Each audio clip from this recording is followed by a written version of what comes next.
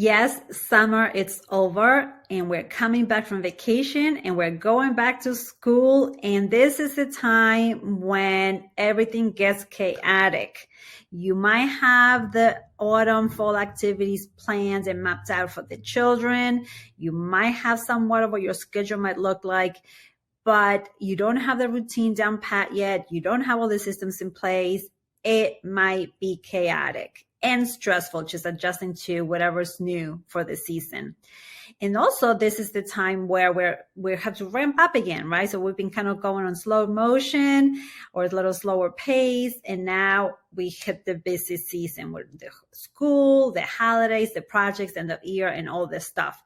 People get really stressed out right about this time. So that's why I have this theme for September, the theme of collaboration. And I'm going to show you exactly how to get on the same page with your partner so you got this and you have an amazing rest of the year. I'm going to show you how.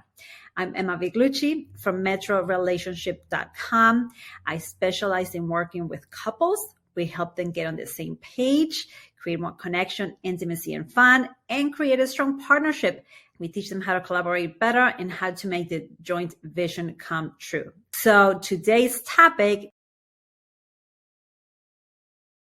we're going to help you figure out how to create a smooth household so that you can create the life that you want, including the relationship that you want, and smooth household, peaceful, harmonious, and all the good things that you want for your life, your family life, for yourself, and in your relationship. And so as summer is coming to an end, we might want to consider, how do we transition into this busy season? How do we decide what we want to create, experience, what codes we want to crack?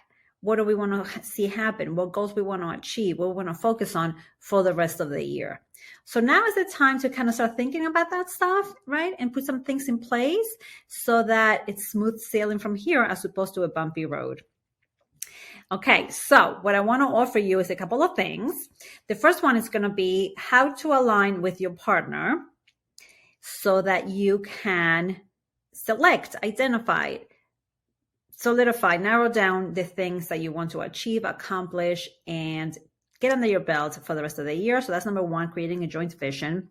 Number two is going to be how you divide and conquer your chores and your responsibilities so that you feel that you're on the same page and that you're flowing together and everything's working well and nothing's falling through the cracks.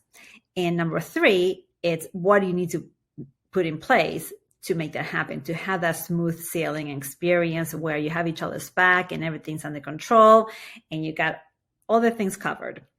All right, so without further ado, we're going to jump into part one, which is how to create your joint vision.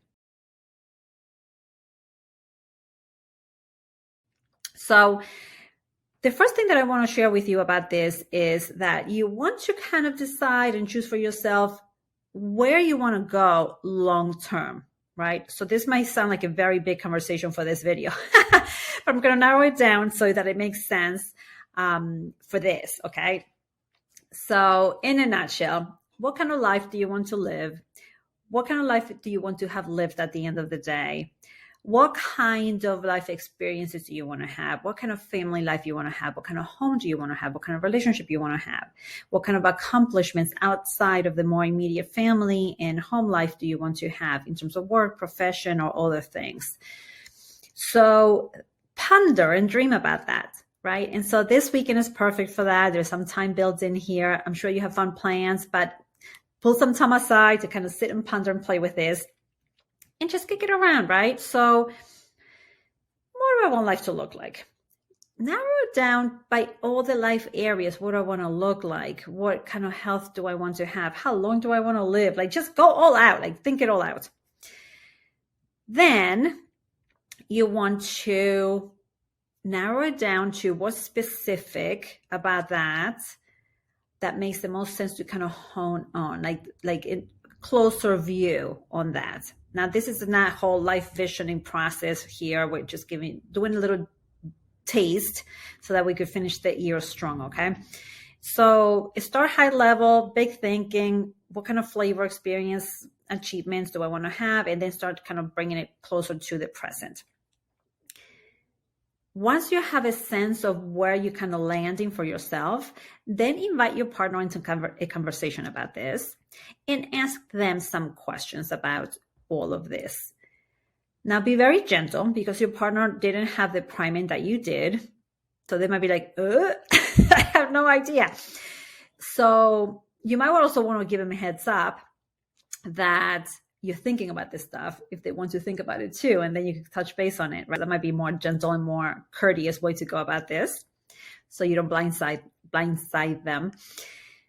So however you choose to do it, be gentle and easy because if you were attracted to this video, they're cold turkey to this. So they might not be as ready for this conversation as you are. And they might not be the dreamy kind of person, the planner kind of person, that thinks about this stuff ahead of time.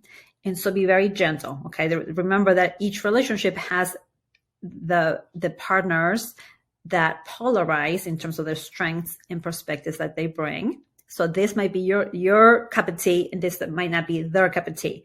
So be very gentle in how you bring up this subject, how you introduce it, how do you invite them to join you in this topic, and for them to kind of prime themselves also and do some of the work. And then when you start talking about it, you might want to preempt it by saying that this is a dreamy, wishing kind of conversation, and not to put pressure or to be demanding or critical or anything like that, but you want it to be collaborative and fun. So you start throwing the word collaborative in there and you create safety. So they know that you're not going to throw them 100 items to do and that you're going to be critical that they don't contribute. Like, you want to be careful with how you set this up so they stay open and curious and playful and collaborative and involved with you. So then you're going to share your process. And if your partner is the type of partner who gets scared by big dreams or by big ideas, just say like, and I'm just thinking about this, just something for the future, and be gentle about the introduction so they don't feel overwhelmed or pressured or inadequate or that you're crazy or whatever, right? And then you say anything that you have and you invite them to share with you as well. They might not have that much to contribute. That's okay. If they have, amazing, because then you could play with both sides. If they don't, just be gentle on how you share yours so they don't get overwhelmed by it and shut down and disappear on you. And if they don't have much to contribute, so they don't feel bad that they don't, and that you don't feel bad that you do and that they don't. Okay? However this plays out is perfect. Just be gentle and easy about it. That's the hint. So then once you, regardless of how that played out, whatever you're bringing to the moment, then you say, okay, so out of all of that, what are some things that we want from that conversation to sprinkle into this year's experience? You see how pretty that is and how easy? How can they say no to that? Sometimes they still might, believe me, I know, but just easy does it, okay? And so then, and I'm talking to the common denominator here, to the most resistance that you might get. If you are like on the other side where your partner's all in, fabulous, then go with that. But I'm just talking to the people who might have a hard time engaging their partner and how to do it, okay? So if this is too cautious for you, just ignore this part and just play with the takeaway. Okay, so then you narrow it down to whatever it is that you want to work on for the rest of the year. And this might be things like what kind of experiences you want to have, what your budget is, what goals you might want to achieve, what kind of feel you want your lifestyle to have, just kind of how do you want the home life to go? How do you want the experience to be for you, your partner, and the family if you have children? So see how we just kind of, right? We honed it all into like a couple of things. And then from there, now you're going to be on the same page about what the joint vision is for now, right? We're agreeing to the next few months.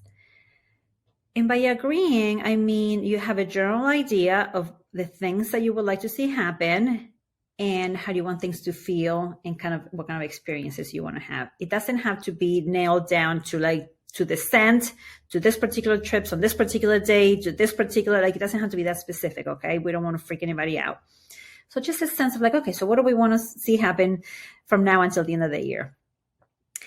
That's the joint vision aspect of this conversation for this month. Okay, we're going to keep it nice and simple, and it might still sound big to you. Okay, so just do as much or as little as you like of this that makes sense for your life and for your relationship. Now, the next piece is part 2, which is how do you actually then go about making that happen? And this is where the divide and conquer piece comes in.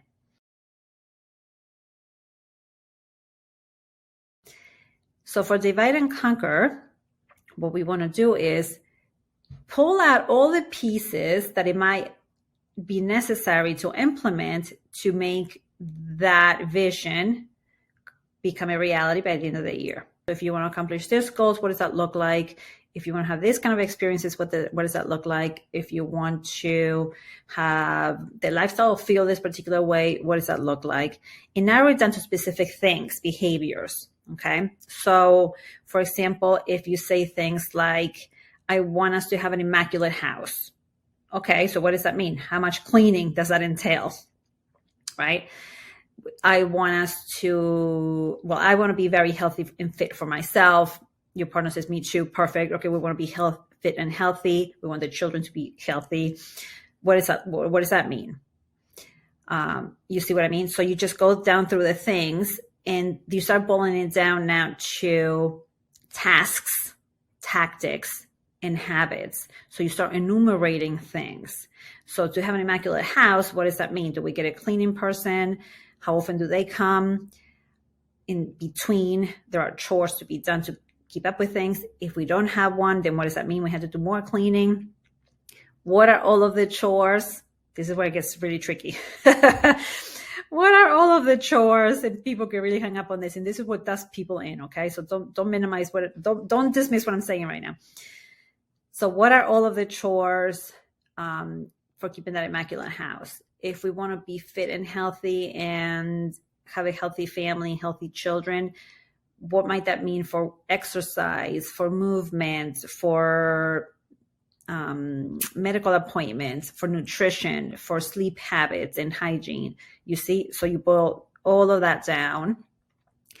For financials, a goal of saving a certain amount or achieving a certain particular goal or taking on a new investment, whatever your finances are, right? So what does that mean? Break it down into research or amounts of savings, opening accounts. What does that look like? So whatever your things are, list out all of the things that you could think of. So this might become or feel overwhelming. Don't worry. For now, we want to be as thorough as possible because this is going to be your roadmap, you see? And this is where you're going to see like, oh, wow, we bite more than we could chew.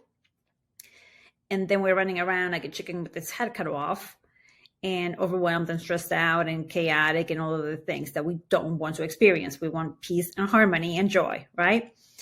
And so when you list it all out like that, you're going to be like, oh, okay. So now you're going to say, okay, well, maybe this is not realistic. Maybe this is not realistic. And you start funneling down even more as to a streamlined version of what you want to do. What does that look like? So it's not too many tasks, too many tactics, too many habits. That's overwhelming. So you're going to pick the things that are going to give you the most bang for your buck. That's very important. So you're going to clean up your list now and narrow it down to what does the cleaning look like? Again, the biggest things that give you the most bang for the investment that you're going to put into that particular chore. The same things with all the other things. Like if I do this thing, it's going to take care of all these things kind of thing, right? So you're going to clean up your list so you don't have a gazillion million tasks.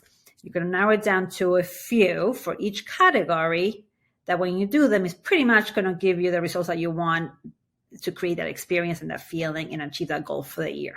Okay. So then you're going to look at your streamlined list And now is when you divide and conquer. You're going to separate out what your partner's going to do, what you're going to do. And by the way, I have a free downloadable, a one-page downloadable that helps you do this. So if you find that like, oh my gosh, blah, that's too much, I make it nice and easy for you. So feel free to grab that downloadable so you have something to write in. And it's fillable too, so you could do it online as well if you don't want to print it. So you could do whatever you want with it. Feel free to get that to help you along. So then you're going to look at all your tasks and you're going to divide and conquer all of those items. So who's going to take care of these things? Who's going to take care of these things? And you're going to divide by strengths. You're going to divide by time, by availability.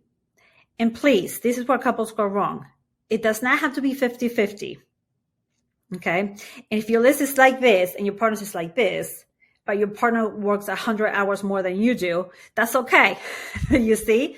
So people get hung up on this. Okay.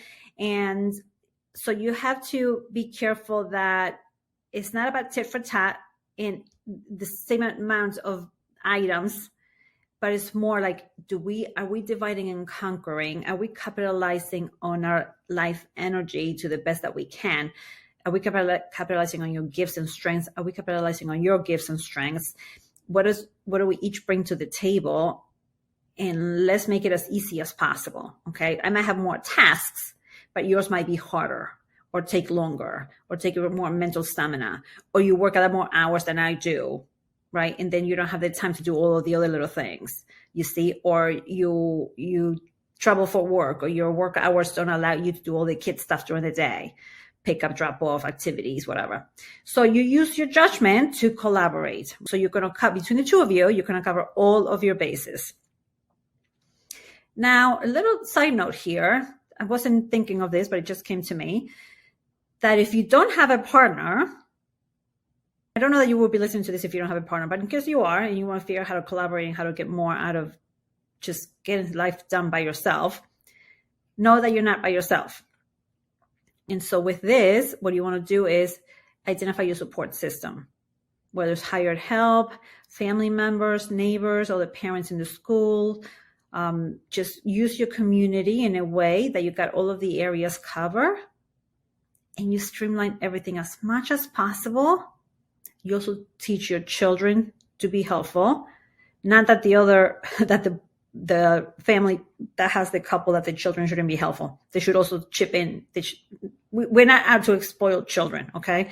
So they should have their own chores and their own responsibilities, age appropriate, but that's potentially another video.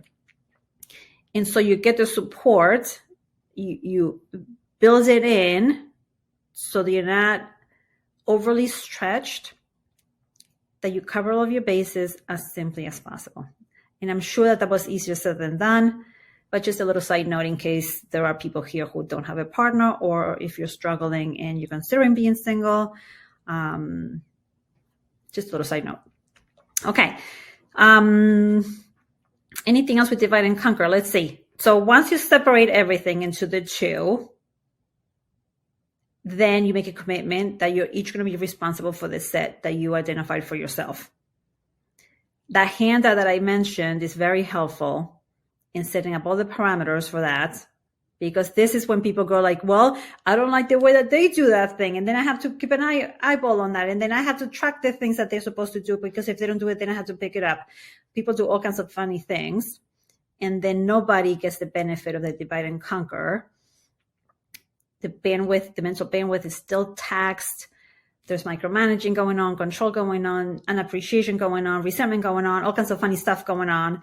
We don't want any of that. And so this exercise really helps you set this up properly. So that handout is very helpful for that. It says the parameters with, the frequency. What is the test supposed to look like? What are the expectations? All kinds of things to help you be able to let it go, and your partner has it. And then how do you come back together to make sure that you're grooving, that everything's working as you anticipated. Okay. So, you're going to divide and conquer. You're going to make that commitment. You're going to commit to all the parameters, the frequencies, all the different ways of making sure that you both are carrying your end of the bargain, the end of your agreement, to the best that you can and to what you agree. And then you're going to set up a way of checking in how it's going and reporting on things. Okay, so I'm going to build that now into part 3, what happens next. But so that's how you divide and conquer, so that you build in freedom, support, collaboration, and you prevent all of the messes that partners have when they don't have clarity about how to manage their life together, where they're going and how to get there. All right. If you need support with this, by the way, feel free to check out an initial session with us. I posted it in the description.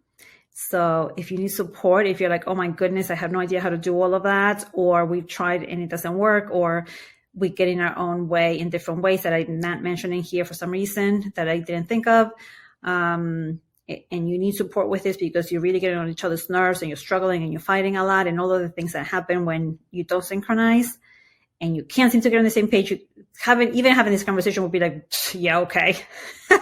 If you're one of those, by all means, while you're struggling, feel free to check out having an initial session. The link is in the description box so that you could see if we could support you and getting your relationship in the shape that you want it to be in, and so that you can create the relationship that you want. Okay, so the next thing is part 3, and that is how to operate from the same page. So now you have all your agreements, you have all your tasks and all your things that you agreed to do. Now what? How do you make sure that they're getting done without doing all the funny business that I mentioned before, the micromanaging and checking in and over-checking and all that kind of stuff, or things fall into the cracks and then things come to bite you? So how do you check in? And how also you have each other's back? How do you, one picks up where the other one lifts off? How do you run that smooth household? How do you have that well-oiled machine, I like to call it, right? And so the way that that's done is to put in place a system to collaborate. So a collaboration system, I call it, where you have things like a shared calendar. And this might sound very, almost like too practical and too common sense and too logical, but believe it or not, most people don't operate like this. And then they forget when they have appointments. They have to remind each other a million times of things. They forget to pick up the children. So even if it sounds like duh, just bear with me. Okay. I know that people don't necessarily do this, so that's why I'm offering it. So a shared calendar might be helpful. A way of tracking tasks might be helpful. And here, these things range from electronic versions of this, where you track reminders or tasks, and there are project management apps. And if you're interested in any of those, feel free to put a comment below, and I could shoot out a few that we've tried and that we love. And you could go really less digital, more analog, and you could have a whiteboard, you could have printout lists, you could have whatever you want, right? So you can make it as whatever makes sense for your life, and you could have multiple versions of this. You could have a calendar, like a printout. You could have a Google Calendar, shared Google Calendar. You could have a whiteboard with tasks on it, and you could have an electronic version of that in an app, right? So it works for both brains that are part of this. One of you might be more analog than the other. Some things, it might be hard to keep things current, and in an app, let's say, where you kind of have to build in updating things in the app, and it's not as current, but a whiteboard, you could just cross it off quick and it might work better for you. So you could try a few things as you go to help you find what works best for you. So a calendar, a tracking system, and then you're going to need a couple of meetings. One is the synchronizing meeting, the Sunday evening meeting, where you get on the same page about what's happening for the upcoming week.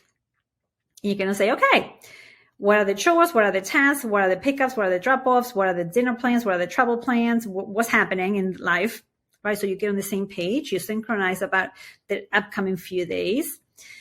And this is where you also give each other any heads up about any miscellaneous things that might have come up. Like, for example, crazy hair day at school, and somebody has to do crazy hair for a kid. Right? It's like the little things. So sometimes in the morning of, we're like, we're running around like not knowing what the heck is going on. Excuse me. So that's the Sunday night meeting. The other meeting is a Saturday morning meeting once a month. You decide the frequency. Once a month is usually sufficient. Some people do it quarterly, so whatever makes sense for your life, for financial stuff. So how are the bills going? How is the savings going? How is the other thing going? How's the budget going? And you get on the same page about upcoming expenses, how we've done, what do we want to do, and you synchronize. And then the other one is, and also you choose a frequency that makes sense for your life, is the kind of an update kind of meeting where you check in on how are the tasks or the responsibilities or the projects going. So it depends on how robust your life is. If you have a lot of projects going on, like renovations or purchasing a new home, or like if you have bigger projects, you might have these more frequently where you check in on vendors, or consultants or whatever, so that you keep everything moving. If life is just regular life, nothing big is going on at the moment, except for like regular life, then you might not need it so much. The Sunday night meeting might be sufficient, where you just kind of, what's happening this week, and you get on the same page. But the other one is very important. If you have all the things going on, if you're planning a vacation, it doesn't have to be huge, but so if you have something else, a little project, then you might have this extra meeting for addressing all the moving pieces and making sure that you both check in on your progress on whatever was assigned to you, or whatever you assigned to yourself, I should say, whatever responsibility you agreed to do. Okay, so quick recap, ready? Part 1 was joint vision. And that's where you're going to brainstorm for yourself what kind of life you want. And then you're going to share it with your partner. And together you're going to narrow down both of your stuff together into few things that you want to do for this year. And that's going to be your North Star for the next few months. You're going to narrow it down to some of the things that you want to include into the upcoming months so that you create what you want. Part 2 is the divide and conquer concept. And this is where the downloadable is going to come in very handy. Check out the description. And here is where you're going to break it down. You're going to break down what you want to do for the year into really small pieces, tasks, chores, tactics, habits, whatever you want, whatever the things that are going to help you achieve what you want, into all of the moving pieces. And then you're going to assign them to yourselves. So you're going to divide the whole list into the two of you. And a little side note here that I didn't mention before is there might be some items that neither of you want to do. Those things you hire out, or you figure out how to not do them.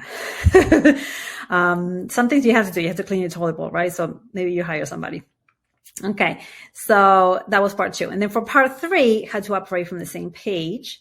And here we talked about a shared calendar, a way of tracking the tasks and the responsibilities, and thoroughly having the meetings to check in, the Sunday night meeting for lining up the upcoming week, the monthly or quarterly financial meeting, and then as necessary, the checking in meeting for projects and reporting in and making decisions. All right, my loves, hopefully that was all up your alley and it made sense, and it's going to help you hook you up with an amazing, flowy, peaceful, joyful, harmonious next few months so that you can rock the rest of the year. Thank you so much for watching. I will see you at the next one. Bye.